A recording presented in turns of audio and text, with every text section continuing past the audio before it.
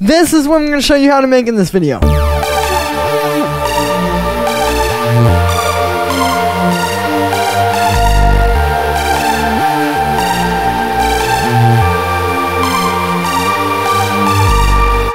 This is going to be my ultimate guide on how to write hard melodic rave techno melodics. We're going to be talking about the leads, the pads, and the basses, everything you need to know to make a track in the style. To go along with this video, I just dropped a new sample pack called Most Powerful Hard Melodic Rave Techno Construction Kits. The link is right at the top of the description. What it is it's 5 of these individual kits like I just showed you, where you get the full entire project file with all samples, MIDI, and presets, as you can see, plus each of these kits has full loops and the individual layers. And on top of that includes this free bonus drum loops as well as bonus effects. I'm just going to shut up and play you some of these.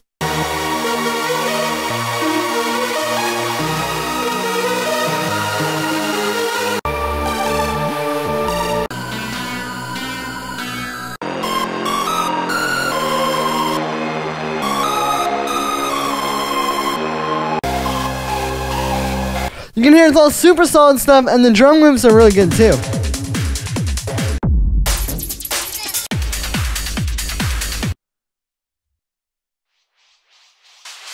Plus, the free bonus effects are super powerful. It's literally everything you need to make a track in this style. Again, the link is at the top of the description. This is a really accessible and affordable sample pack that is something you could grab right this moment, right now, that today your tracks will be better. So go grab this. The link is at the top of the description. It really helps support me, but it's really not just about me. It's about creating stuff like this to give you guys a backbone to build on. You know, I want to make all these products and make them very accessible so that you guys can go and make your best music of your lives without any stress. So it's all available at the top of the description. Thank you so much for all the support, everybody. Every little bit helps. I really don't make a whole lot off of YouTube, but these help keep me going.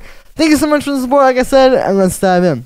Alright, so we are at 147 BPM, and the first thing I'm actually going to talk about is going to be the bass line, because this is really the foundation of these. When I write these, I always start with this bass. A lot of people think it's probably the lead, since that's kind of the tagline, but really, you're going to start with the bass, because that's really like the main progression, right?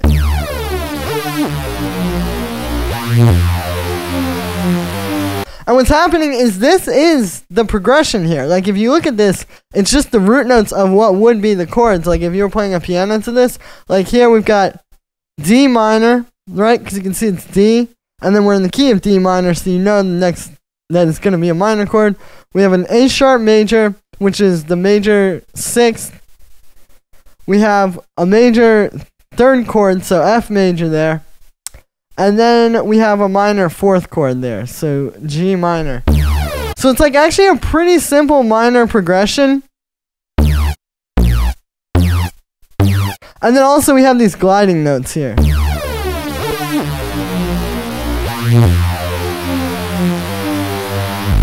And you can hear that's very rhythmic as well. Now, when you're actually like making this pattern, again, just start with the basic notes. Then you can add the glides in once you have them, because those are just octaves of what's already playing there.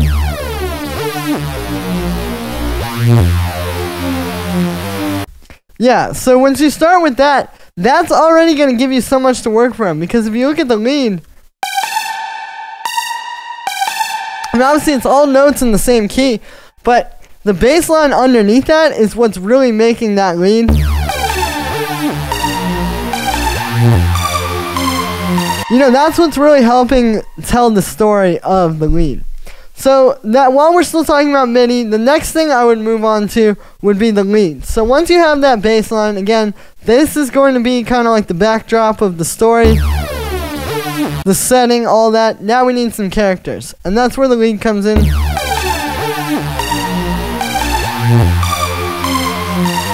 And see, the lead's really simple. It's only 5 notes in total. But what it allows you to do is you can play with these notes that are super close together, like this. You know, just moving all day between that root note, 9th, and then minor 3rd.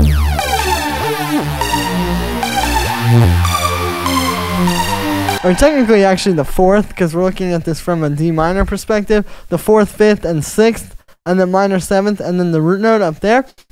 But it allows you to stick with these movements that are super close together notes-wise, and because the bass line is jumping around, again, it just really helps tell that story. Like, over here, we're literally just 3 notes that are so close together, but because that bass line does that there, when we hit on that minor third there, at the same time as the bass note changing,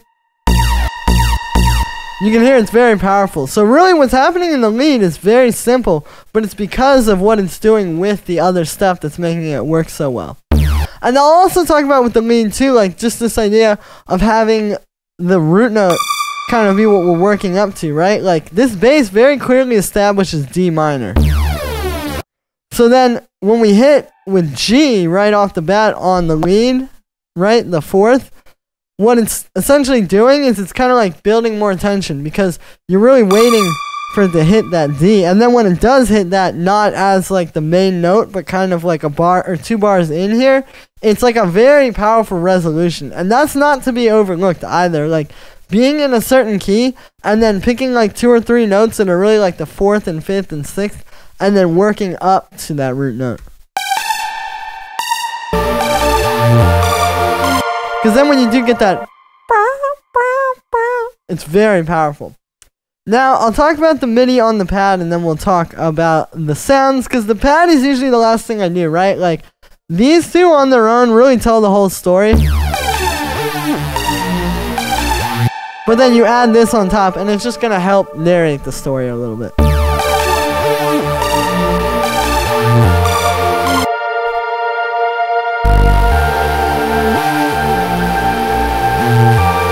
Now what this really operates on is the concept of having, again, that bass line really just tell the whole normal progression, and then this is really almost like a melody chord progression. Like, it's chords, obviously these are these little dyads that we're doing, dyad meaning 2-note chords, but it's not following that same progression that the bass is playing. However, it's all in key, obviously. Like, if you look at this, okay, for example, first, we have the 5th and we have the root note. Pretty basic. Not exactly what the bass is playing, but it's going to fit well over that.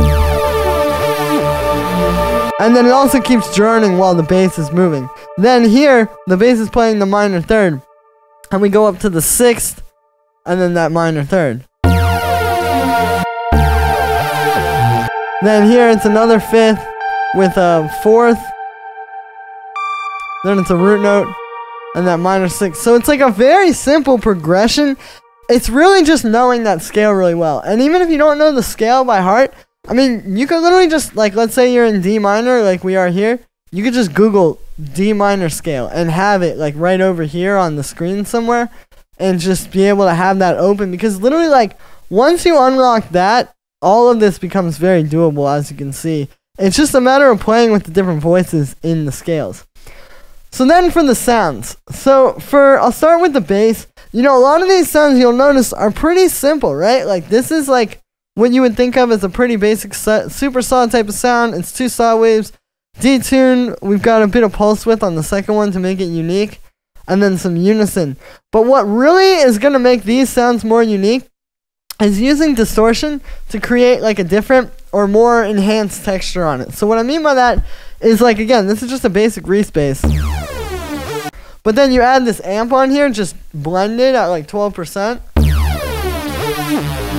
And all of a sudden, it's that little thing to kind of take it over the edge and just give it a different texture, you know? I'm thinking of this less as distortion and more as a texturing device. And it's a very similar thing with the lead, right? Like, this is a pretty basic unison lead. Right? This is literally just 1 saw wave with a bunch of unison. Bit of reverb, but then I distorted it. And again, this one is blended on there too. You never are just going to do full distortion, but now listen to it. It kind of becomes something different because you're getting, well, first you're getting the saturated super saw. You're also getting the distorted reverb, so that's just adding a lot of character and texture to your overall sound. And yeah, it's just like really doing something new with that. I think that's what this style excels in, is it's taking this trancey kind of format that we know, but it's always doing something new with it.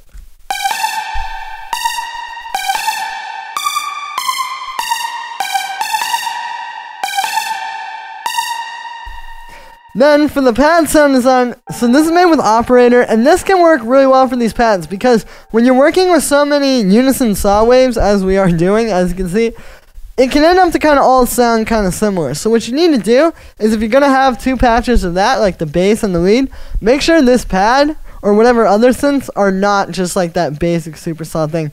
And then it'll make this stand out. Versus if I just, like I could just get a super saw, even like a super square, with like a low pass filter or something and try to make a pad out of that. But again, this is just creating something that's going to stand apart. Like this stands out in that mix. And so the way this is done is using Operator. This is why FM synthesis is really good, is for creating these kinds of like string types of sounds. So it's 4 sine waves, detuned a little bit at different octaves.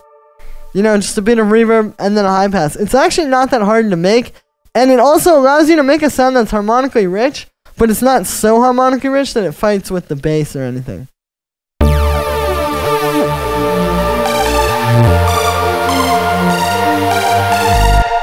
And yeah, so that is going to be it for this one, guys. I hope you enjoyed. As always, make sure to like this video as well as subscribe. And let me know what you think of this video in the comments. Like I said in the beginning, you can get the full project files, samples, MIDI, presets, literally every single thing from this video, as well as the full, most powerful, hard, melodic rave techno constructions pack. It's all available at the top of the description on my website. Once again, you get these 5 super powerful...